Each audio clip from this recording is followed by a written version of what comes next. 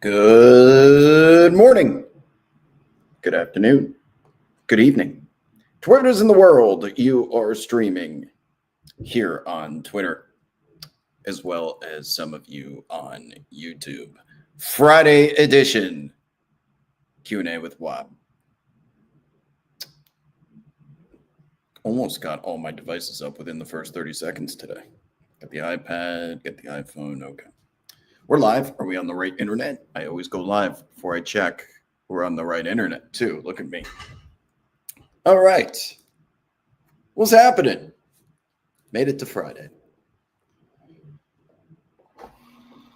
Busy night ahead, 10-game slate in the association. We got injuries and load management all over the fucking place. So whenever you guys, give you a couple of seconds here to join the chat. Let's see, where do I start?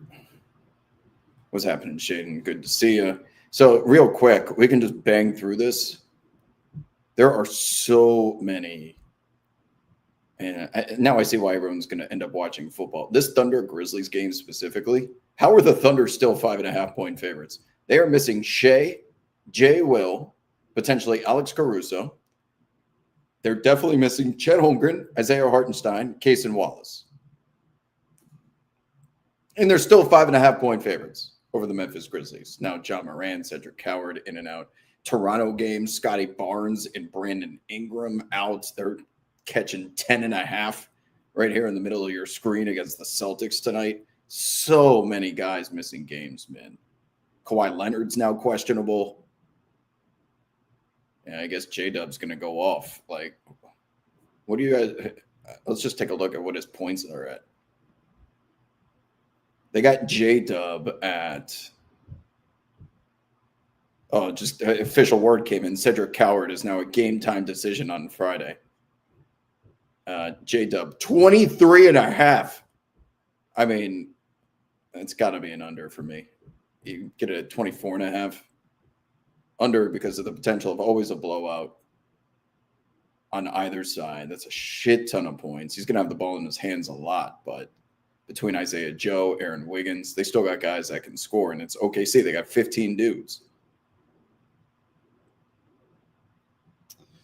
Yes, in the chat is getting ready for IU football tonight. I imagine Atlanta is painted red, considering what I saw here in Los Angeles for the Rose Bowl. That poor little village of Old Pasadena. I don't know how many of you have been out here in the past and gotten to experience that particular part of Los Angeles. It is a cute little village. Feels very suburban. They have nice restaurants. It was overrun by an infestation of red, white, crimson locusts. 85,000 people descended upon this little village of Pasadena. They were looking for food. They were looking for drinks. Shop owners were losing their minds. All these people everywhere. You got drunk college kids. I can imagine they are going to be a majority of that stadium today in Georgia, especially with Oregon having to travel across the country. Big football game there. I'll take Indiana to advance to play Miami. Oh, Kawhi's a go. Good. Kawhi's a go. Asking about what do I have tonight in the NBA? Well, thanks for asking. Let's see. Gosh, the Knicks are only 1-point favorites in Phoenix. That's not great. You know what? If you're asking for something, we're going to get a big Cat bounce back game. He's been struggling a little bit lately, even when they beat the Clippers at home. Where's Cat? 20.5? Not a whole bunch of resistance against this Phoenix Suns team when it's what? Is Mark Williams even playing? I'm going Karl Anthony Towns over 19.5. Bounce back game tonight. Mark Williams and Nick Richards are about to get a rude awakening, I think. I usually don't like taking overs, but this is one that I will sign off on. You know, I told you why I don't like taking overs, because the moment the game starts, the live over-unders are algorithms based on how much time is remaining in the game. So similar to when you drive a car off the lot, when you buy it, it's automatically lost value the moment the tires touch the pavement out of the driveway. The same goes for, you are never, ever buying the best price of an over if you take it before the game starts. There will be some point where you could potentially get a full point less if you just wait a minute. But if Cat goes out there and hits the first three, you may never see that number again, but that's what's required, if you catch my drift. What's up, Helwick? Big game in the footy tonight. Big game of footy between the Indiana Hoosiers and Oregon Ducks. I got my Miami plus 2,200 ticket, which is nothing to brag about, because normally you'd be like, oh, you got to get a chance of winning a future bet. You could have gotten the Miami Hurricanes at plus 15,000, 150 to 1, when everyone thought they were going to miss the playoff. All the ACC had to do was have Virginia win that game. And even if they don't, Notre Dame will still get in anyway. Well, the stars aligned for a miracle, and Miami's, told you, they got some dudes in the trenches, man. They were destroying Ole Miss. It was carnage. A graveyard of light blue jerseys on that turf last night. Now, they suffered some injuries to their cornerbacks. Their secondary's in a little bit of trouble. But, man, when you control the time of possession like they do, they're going to be tough to beat. Done for the year, yeah. Well, I have two really good friends, actually, who are, one's a Miami alum and one's Indiana alum, and they both live in Miami. So I was thinking, should I just go to hang out with them? And they're going to have people in town. I got a place to stay, but tickets to the game. It's also on. Do you guys realize that the College Football National Championship is on Martin Luther King Day this year? So there is a full that's one of the biggest NBA slates of the entire season. And there are so many morning games. There's like a 10 a.m. Peacock game, Pacific time. Multiple noon games, and then only a couple at night. If Virginia wins the ACC title game, yeah, not a chance. Even then, I still thought there wouldn't be a chance. How do you leave Notre Dame out, considering the money that they bring? That's just NCAA selection committee feels so corrupt that there's just no chance they're going to let Miami in, but they are certainly worthy. They are terrifying in the trenches, man. Their offensive line is just flattening their opposition.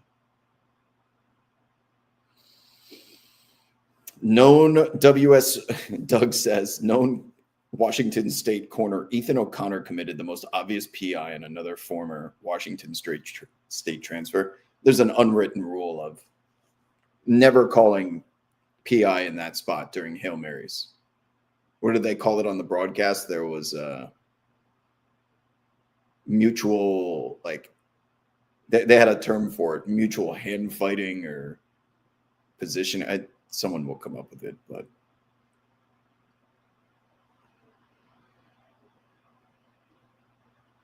yeah, best NBA day, especially for those of you in Europe.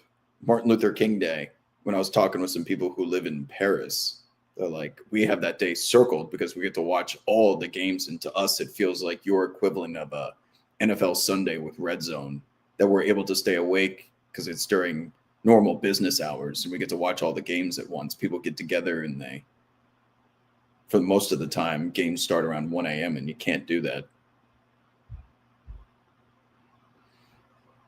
Bobby Bandwagon in the chat says, instead of Dallas merely tanking now, they should consider Kent Bazemore, who is supposedly available. He is always ready if needed. That's how tough it is to make the NBA. Kent Bazemore just disappeared. What's up, Danny? Coach Mike says, resident Trae Young fan, glad the Band-Aid has been ripped off. All right. So real quick, can we discuss, I'm just going to go a little picture-in-picture here. May we please discuss, we'll start with Anthony Davis. because I, like many of you, were watching the great college football game last night. That's where everyone's attention was, right? And then the last game of the night. So it was supposed to be a 4-game slate, turned into a 3-game slate because of condensation on the court in Chicago. I watch Anthony Davis. I think he was guarding Lauri Markkanen on just a pretty standard drive. And I'm going to come back to full screen here. You guys remember the scene from Scary Movie 2 with the guy with the hand that's all like mangled and shit? And then my germs. And he like sticks his hand in the mashed potatoes or stuffs the turkey with it. And everyone's like, oh, I don't want to eat it now. Anthony Davis's hand came out of a very brief defensive engagement with, I think it was Markkanen or whoever. And his fingers are all just look like the guy from Scary Movie 2. I'm like, oh, he's fucked. So he's going to the tunnel and he's in so much pain. He hunches over. I was watching the Jazz broadcast and they found him in the tunnel. And he's like hunched over. He can't even make it. His shit hurts so bad. And I knew there was going to be a major problem because X-rays are such a quick turnaround in the NBA. X-rays, you just get it scanned and usually the report comes out that same night within an hour or two.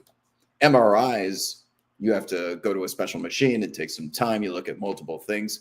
When we didn't get news of Anthony Davis's X-ray, because they will usually say the X-ray is clean, he avoided any broken bones.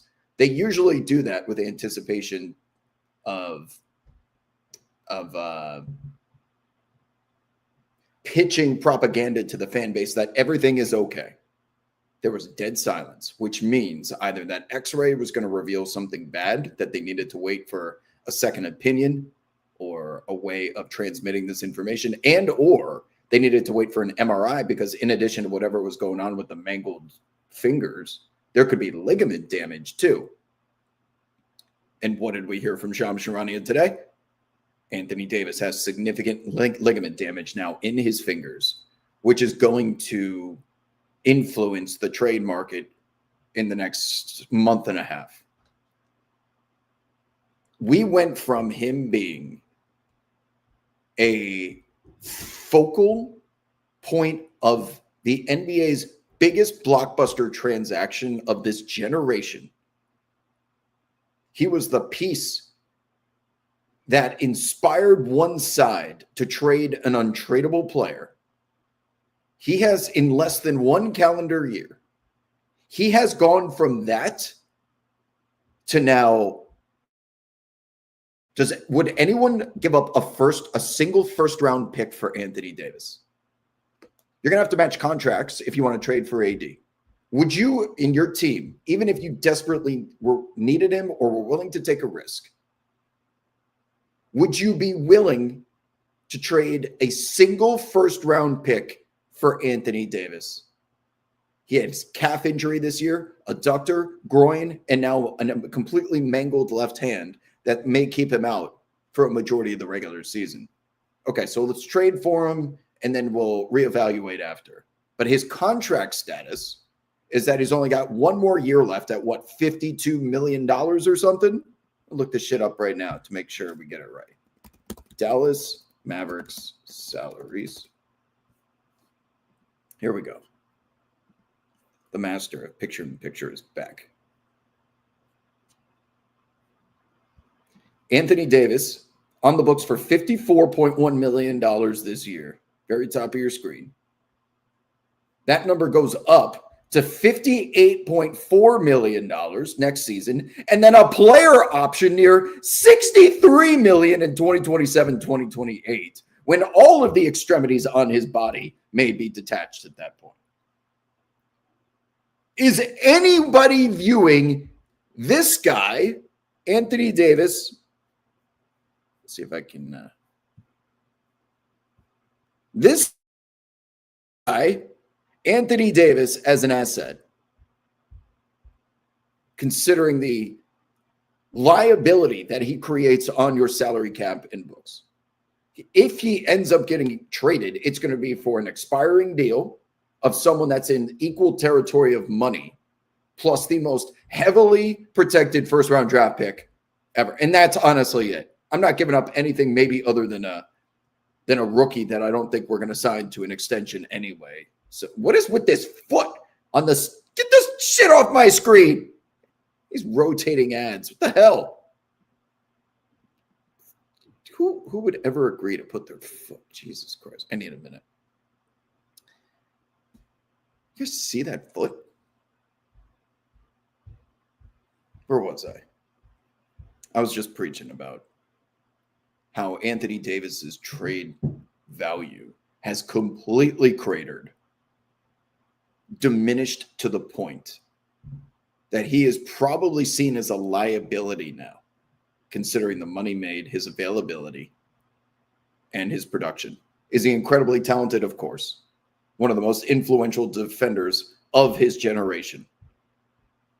But that he cannot stay on the floor ever.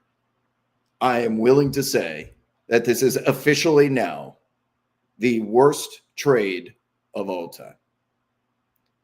I was willing to give it the grace of when it happened, that if Dallas was able to send out that formidable front line of Derek Lively II, Daniel Gafford, PJ Washington, and Anthony Davis, I don't know many teams that could match that. That's how they beat Oklahoma City a couple of years ago.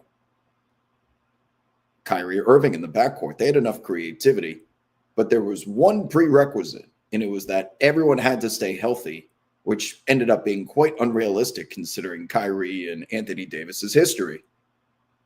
And now that we're here and Anthony Davis can't even get moved because of how he's perceived, this is the worst trade in North American professional sports history. A player that was all NBA 5 straight years to start his career. That could potentially be one of the future faces of the sport was traded for a guy that now we can't even get off the books. That's where we're at. That is not hyperbole anymore. I've reserved my hyperbole for this moment. And now that Anthony Davis, who has struggled to stay on the floor as it was rushed back with that groin injury against the Houston Rockets and had that dominant first, quarter and a half before pulling that groin,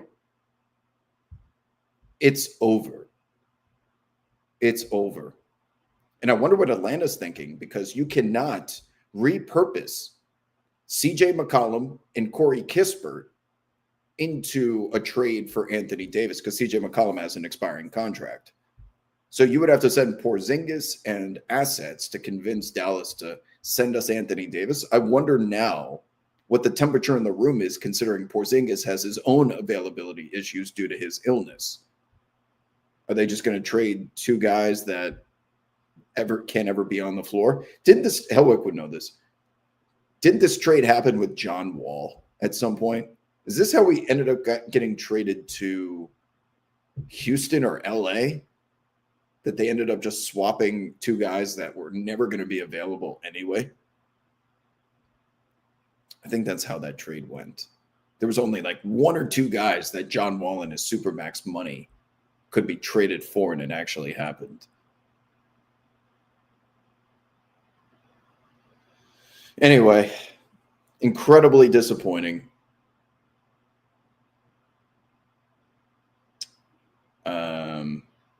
I feel bad for the guy because he's not choosing to be hurt, and he's going out there every night, like expediting his return because I've been out for so long, but he's always got these different injuries. And the truth is he just can't stay healthy.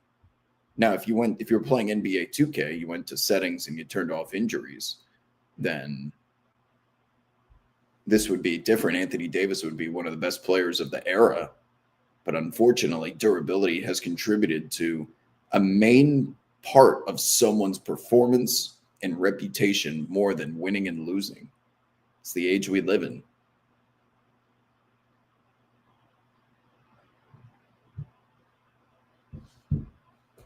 Ja Morant, not as bad. Here's what's going to happen with Ja Morant. He's going to yield.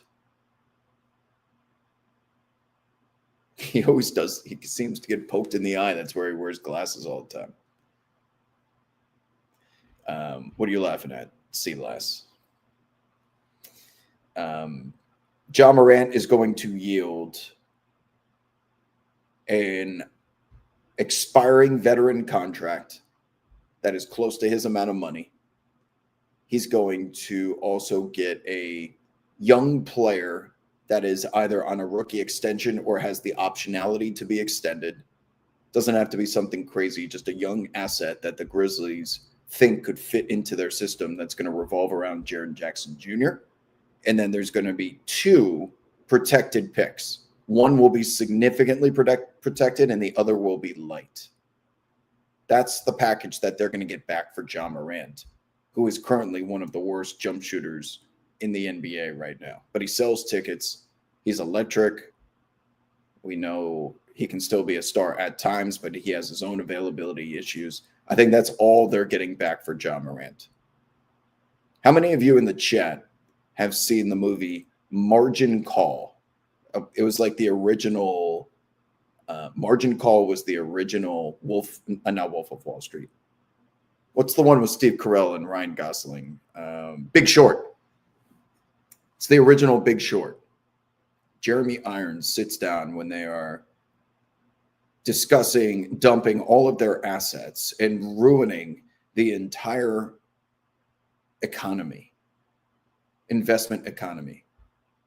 Should we feel guilty about this? Is it unethical? And his response is, we're selling a product to willing buyers at a market price. And the market right now in the NBA is significantly bearish compared to what it was just 2 years ago, where we saw Desmond Bane and Mikal Bridges get traded for like 5 first-round picks each. Guys are getting paid up the wazoo. Everyone's in the apron now. No one has picks because Sam Presti owns them all. Ja Morant is going to yield a slightly better return than Trae Young, who's going to get you a slightly better return than Anthony Davis. Isn't that crazy to say and think? Or it's crazy to think and say out loud. But that's the market. There are no buyers out there. Think of these teams that are one piece away from winning a championship. That would be like the Lakers and the Timberwolves. In the East, that would be what? Boston, the Cavs. I don't think the Pistons, the Knicks, the Rockets, the Nuggets, nor the Thunder feel like they need to make any moves.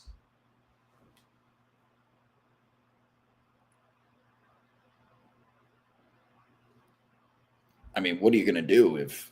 And the writing was on the wall in Memphis, by the way.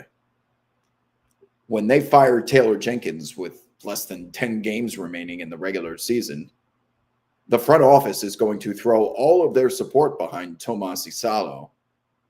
Because if they have to fire Isalo because Ja Morant's not getting along with him and doesn't like his rotations of the short bursts, and we have to fire 2 coaches, then it's going to be our ass. Everyone's going to be looking at us thinking we are the ones responsible for this shit show of not being able to find a coach that is worthy of our players in system. You fire enough coaches and everyone's like, what's the general manager and the president of basketball operations actually doing over there?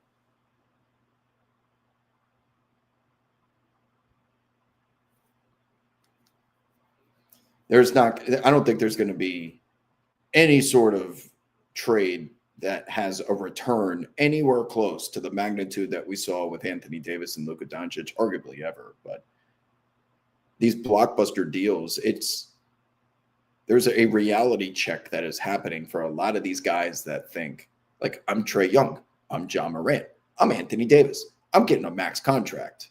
Somebody out there, I will only go to the team that's willing to pay me. Ain't no one out there got the money. It's not that they don't have the money. They don't have the ability to spend the money on you. Better get used to seeing a lot of 1+1s going around. 1+1 means guaranteed first year with the player option, second year. I wonder if Trae Young's going to opt in to that player option now, because his market, if he were to opt out, he's looking at if he wants a long-term deal, we said the other day, it's like 4 years, 120 would be my realistic target. That's a 30 a year. Because Trae Young going to give up a player option of 47 something million dollars to make half of that on a 3-4 year deal? Hell no. Hell no. Same average annual value. Those 4 years would be half of the average annual value of the player option. Hell no. Hell no. I'm taking the player deal. Questions, chat. Talk to me. What's on your mind? That's enough yapping on my behalf. Are you guys watching football or basketball tonight? Oh, Sacramento in Golden State. I said this earlier. They should have Jonathan Kuminga go on a first date with the Kings. He should go sit on the bench, talk to the coaches, hang out with the players, see how it goes. If there's some chemistry and a spark, because that's one of the more likely trade destinations for him at some point. He's going to be a name too. How did I not mention the Raptors? What do you mean one piece?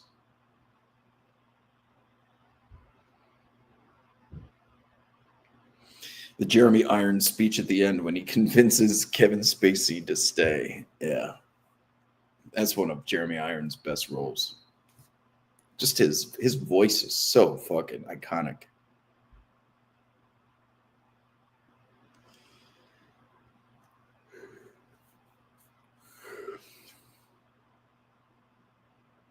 Wouldn't even be that bad if Trey opted in. They have Trey Johnson, AJ, Keyshawn, and Bilal Coulibaly. Alex Sarr. This was one of those deals, by the way. I knew, well, most of the world knew. If you follow, like my colleague at SiriusXM, Mark Stein had the Trey Young to Washington deal as likely about 3-4 days ago, and it wasn't official until what, Wednesday night. But yeah, I knew. Let's see, when did I know? I knew the night that the Wizards were playing the Magic, which is why I was so stunned to see CJ McCollum was out there up by 26. Especially when that team is trying to lose games so that they can retain their top 8 pick. CJ McCollum was out there. I'm like, if he slips on a wet spot, if he lands on somebody's foot, NBA players are dropping like flies. Every day ending in Y has someone getting put onto the injured reserve list. But he did survive, and the trade was able to be executed.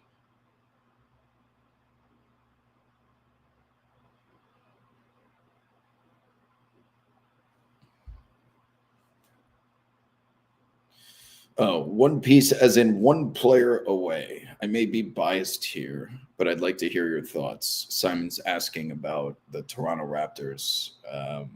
They're one piece away from their ceiling is second round of the playoffs. Scotty Barnes has been one hell of a defender. Brandon Ingram has been able to make some big shots for them in the clutch out of the half-court set specifically, but they don't have it at the moment to come out of the East. I don't even know what they need. What do they even need? Honestly, what they need is RJ Barrett to come off the books and to use that money to go out and supplement those other two guys.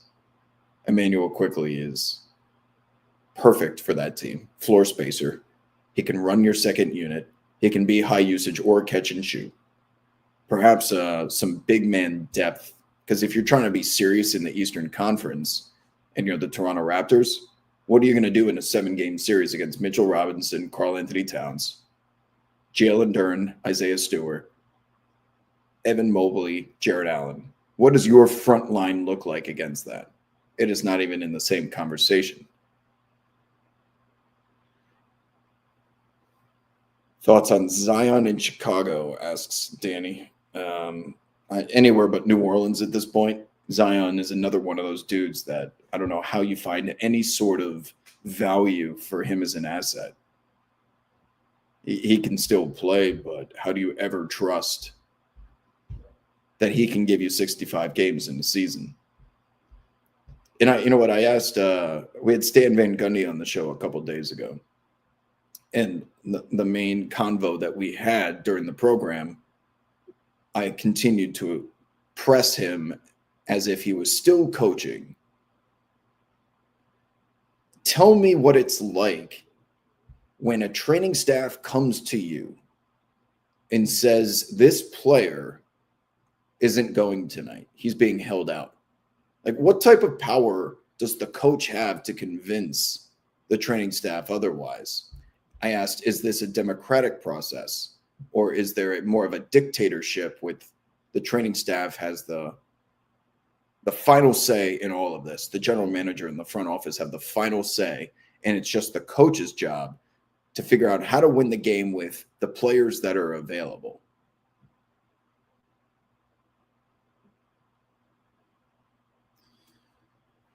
And to paraphrase his response, he was pretty adamant that the coach's power of this pie chart equity has to be less than like 20%.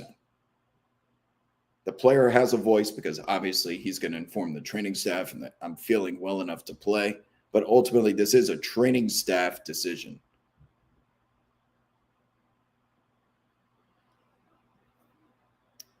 Now, star players also bring their own training staffs to these teams. So when you have the franchises trainers may have a different agenda than the players trainers, and he's going to trust his own team of medical professionals before ones that are having their checks signed by the NBA owner, because they're doing what's in the best interest of the team, not in the best interest of the individual. And Zion, making as much money as he does, probably has an entire performance team, which he can use as a shield in the event he doesn't want to play tonight. That training staff's going to say Zion's not good to go. And his motivation to play every single night may not be high because he's been trying to get traded seemingly forever. So I'll just use the training staff to say, you know what, his hammy flared up. You guys need to take a look at this. He can't go tonight.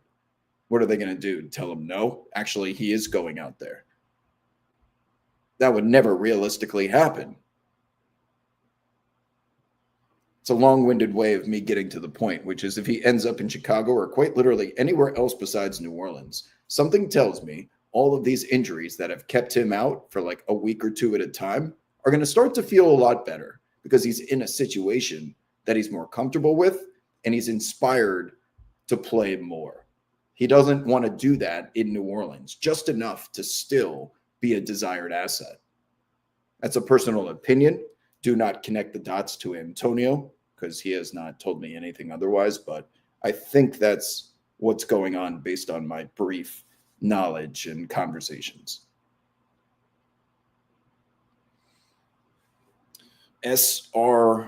Sorry goal. I don't know how to pronounce your sorry goalie in the chat is asking, do the Pistons make a move?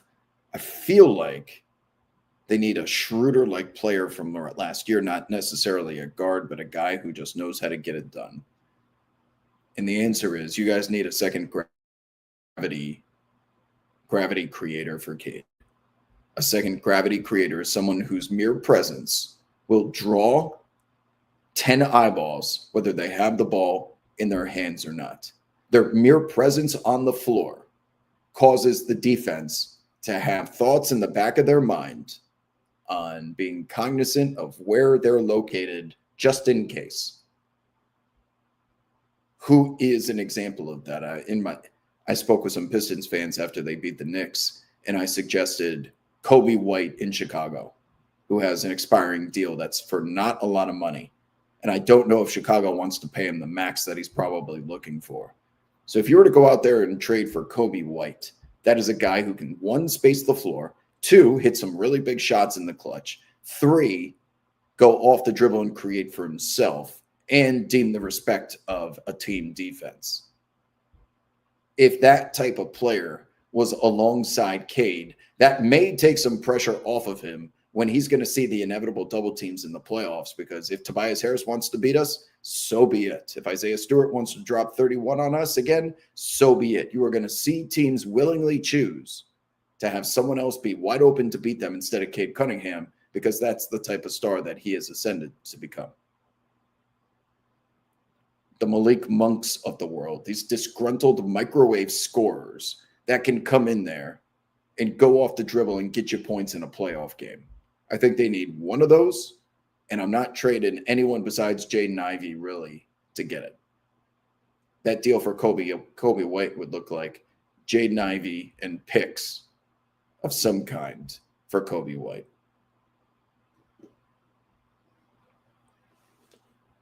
Would all of that Duke Big Three, RJ Barrett, Zion Williamson, and Cam Reddish, are they busts or just disappointments in the NBA conserving their college hype?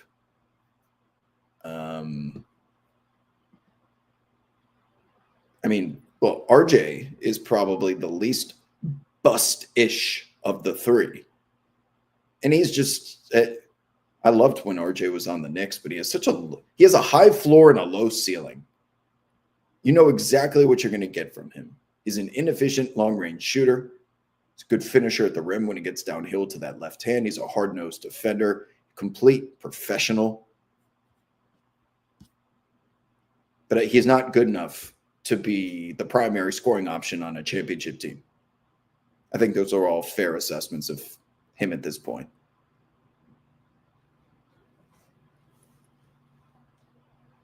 Maybe that team was a bit overrated. They almost lost to Taco Fall, Coach Mike. That Duke Big Three team almost lost to Taco Fall and UCF in the second round. That game was tight. I would love to rerun the simulation of Cam Reddish's life and career. You know why? Because he chose to go to Duke, where he was the third wheel. And as a result, he got drafted into a situation where there wasn't a lot of opportunity for him originally in his first couple of years. He's always been crazy talented. You remember the video with Anthony Edwards where he's like, man, Cam Reddish was that dude in high school. If you're asking about who was the best player that we all went up against, it was Cam Reddish. The same could be said about James Wiseman and the situation he was drafted into in Golden State. I thought he had plenty of promise seeing him at Summer League and whatnot, but it never became reality because he was drafted for fit on a team that was competing for championships. If he had the luxury of a Charlotte or a Washington and just being ran for 40 minutes in the offense going through him, your career might end up looking a little different, maybe even a lot different. So much of the draft is luck. So much luck, man. Even if you get a good player, it has to be the right fit.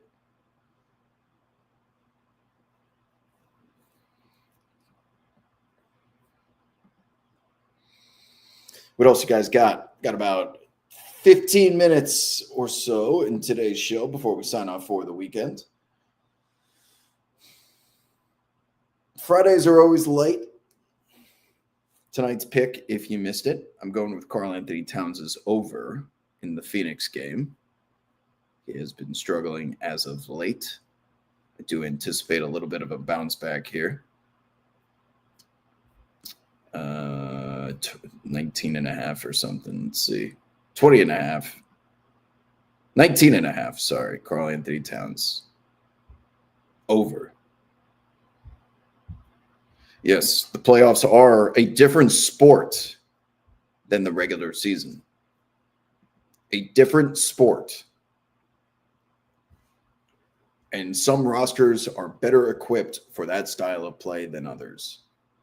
Detroit right now, I would say, is built for the playoffs. I'd even make them the favorites in the East, right with the Knicks. But if they had that secondary high gravity guy, they would be much more obvious. I don't know if Tobias Harris is that. Karis LeVert he's like miniature Anthony Davis in how injured he gets. Another talented scorer that's just not worthy of being trusted.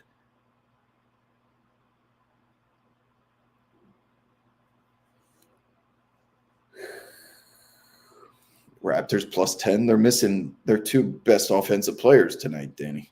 They're missing Scotty Barnes and Brandon Ingram. Oh, it's 9.5 now. Yeah. You could probably catch some 10 here. Yeah, it's pretty much 10. I have no interest, but I wish you Godspeed.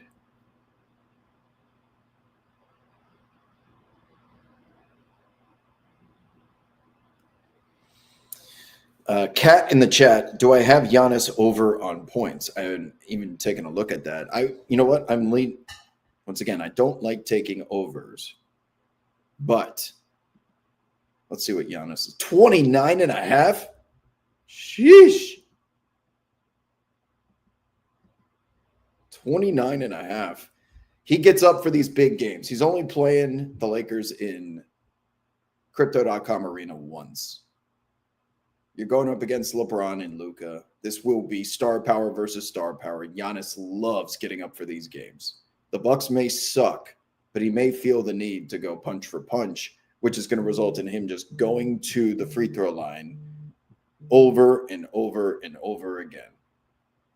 As he gets fouled and fouled, puts his shoulder down. Little resistance from the Lakers. This is such a big number, though. It just requires everything going right. Giannis not getting ejected, and Giannis not getting into foul trouble, Giannis not getting injured, no blowouts, because then he doesn't play in the fourth quarter, and Giannis has to make all of his free throws. So he's going to have incredibly high usage. He's probably going to fill up the box score, but I can't ever sign off on a 29.5. That is such a big number. This is, if there's a spot to do it, this is probably it, but you do not have the WOB seal of approval on a number that high. What's up, Vegan Barbie? What do you mean, do I have a New York resolution? Oh, New Year's. Why didn't you spell out New Year's? No, I do not. When you cover the NBA for a full-time job, holidays don't exist. It's like New Year's, Christmas. The only one that exists is Thanksgiving because there's no games being played that day. That one feels like an actual holiday. You work weekends, you work late nights, you work when everyone else is off, there's games on.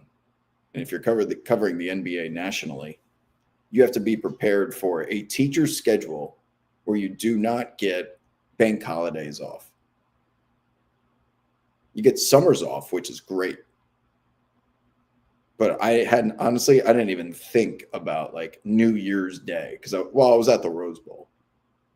But no, I have not thought of a New Year's resolution because that would require me to take time to treat that day as a holiday. Sorry, that's a disappointing answer. It's a way of me saying no.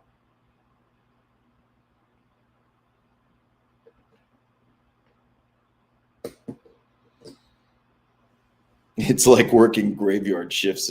Yes, it is, man. There's a reason why a lot of people burn out on the NBA specifically. Now you can cover your local team is a lot easier because it's usually in the same time zone as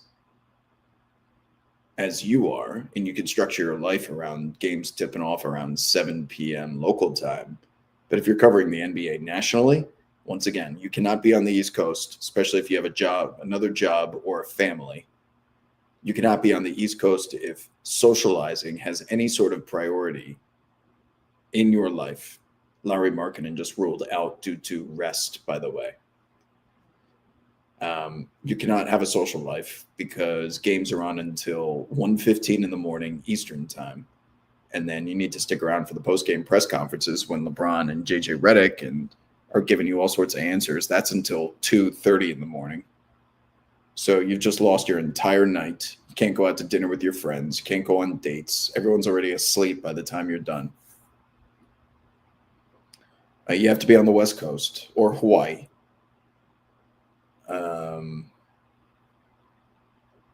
if you're interested in having a partner of some kind, they also have to be willing to endure yours. Because even for me, games tip off at 4 p.m., like 4:10. They go until 10, but most people work 9 to 5s, 8 to 5s, 8 to 6, whatever, right? The NBA is from 4 p.m. until 11 p.m. Still late. So you need to find yourself a night owl. Yours is to be more present. Love that perspective. Traveling has certainly taught me, well, I'm able to be present when I go on vacation in the summer because I don't have to worry about like NBA games or major trades happening. I can just turn my phone off and walk around and enjoy life without the influence of social media or, being called. That's one thing. But yes, I would agree. Just enjoying the good days that you have sure makes getting through the tough ones easier. Not taking for granted some days are actually good. Yeah. I don't mean this to get too deep, but you're right. Just being present and enjoying the moment sometimes yields benefits down the road for sure. And it provides you the perspective of things can always be worse. Trust me. If you're watching this stream right now, something in your life is going so well that you can take time out of your day to just chill. Meanwhile, someone is like somewhere else is fighting a war, having to work so often, so hard just to be able to pay their bills or do something. Like, yes, if you understand that, you just enjoy living life a lot more. And then apathy is a superpower too. Some people are not wired with it. I consider myself to be very apathetic, so not ever getting too low or too high allows you to just kind of live and exist. Kind of sounds kind of boring, but it's one of the drawbacks. Hornets history says the narrative that Cousins and Lou Will and Perkins and Richard Jefferson are running with on LaMelo is so ridiculous. I don't even know. I can't keep up with I'm spending enough time creating content myself. One of the results of which is when people tell me, did you see what someone said? It's not even disrespectful if I like them or don't like them or consume their content. I just don't have the time. So if there's another voice in the space that says something, I usually have not seen it. I'm just so busy focusing on my own shit. If I end up collaborating with them, that's the only time I would be able to speak to it. But I just don't listen to podcasts. I watch the news at night. I'm always watching NBA games, preparing for shows and stuff like that. So, and when I'm not doing that, I'm at the beach like I was today. Danny says my schedule isn't all that bad at the end of the day, but trying to find a girl who will do lunch dates and matinee games is like waiting for a blood moon equinox. Okay, that I can relate to. That's going to be a difficult challenge. Vegan Barbie, maybe you know someone who, maybe someone who's on the NBA schedule, because most people, not just women, most people are on a much more traditional 9 to 5, 8 to 6, right?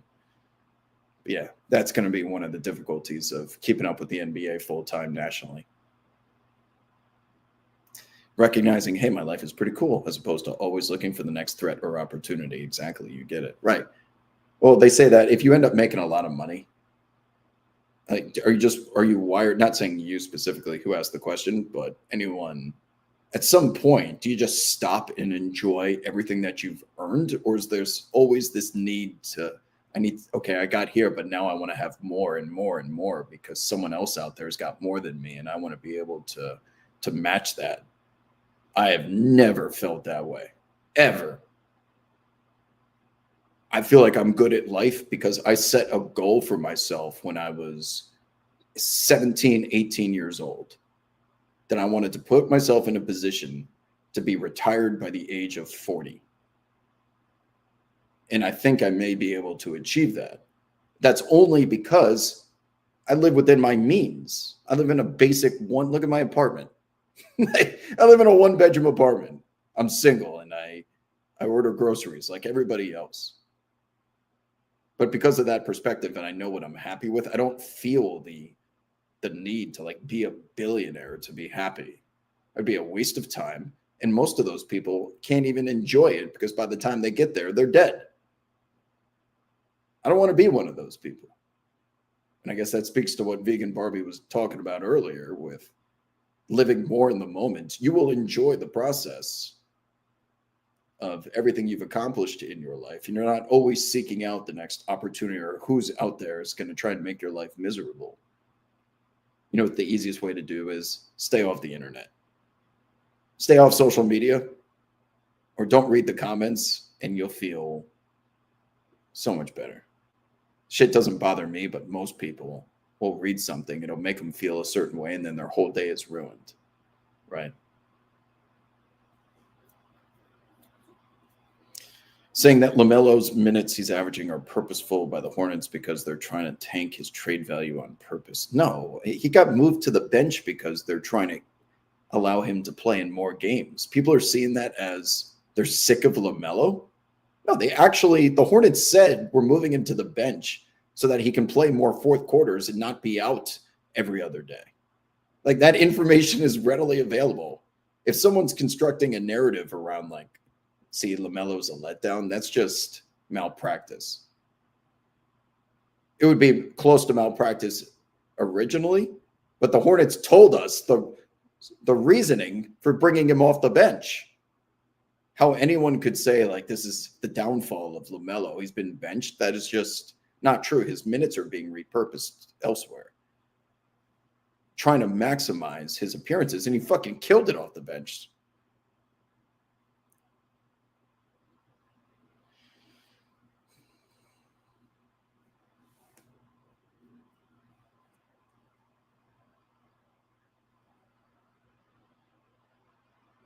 I've already got to sit courtside.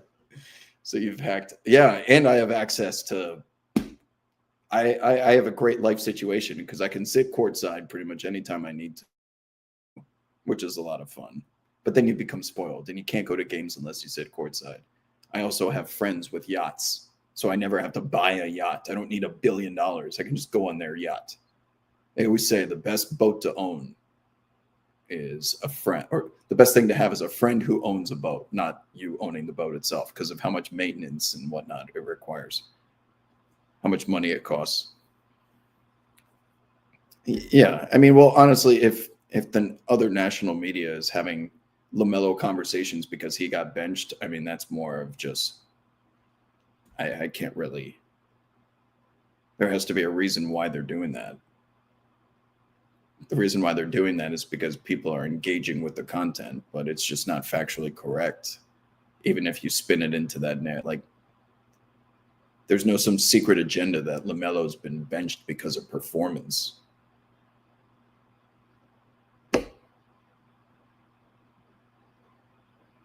How many dunks does Giannis? Does Giannis and Ayton have beef? Did they get in a fight at any point? I don't think they did. Is that someone who's on Giannis's list? There's a couple of people on Giannis's list.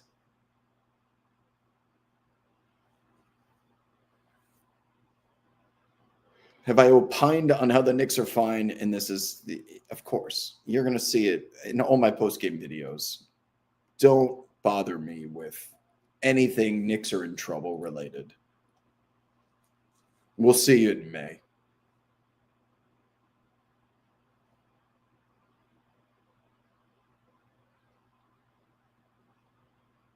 Yes, your Twitter timeline is designed to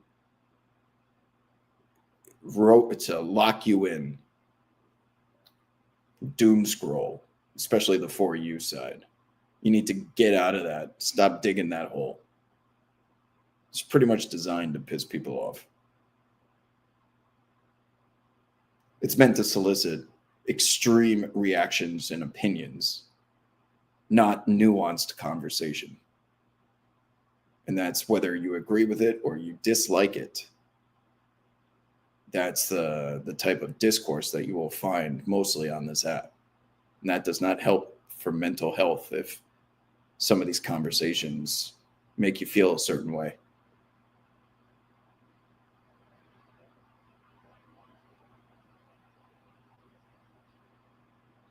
There you go. Well, I think LaMelo Ball will be just fine. He's quite the talent. On that note, people, I'm 3 minutes past my time. It's been a pleasure this week conversing with you all. I'm going to go get ready for these games tonight, as well as the college football game. I'm going to go make some dinner. Perhaps there is a police chase at some point. It's Friday. It's payday in Los Angeles. And I'll be back for the Knicks game against the Suns. But if you enjoyed these Q&As, Monday, Wednesday, Friday, 3:15 p.m. Pacific time is usually when we go live. I haven't had much news in regards to like injury reports and stuff. That's kind of the purpose of doing these shows. But until then, I will see you guys back here on Monday. Hope you have a good weekend. Adios.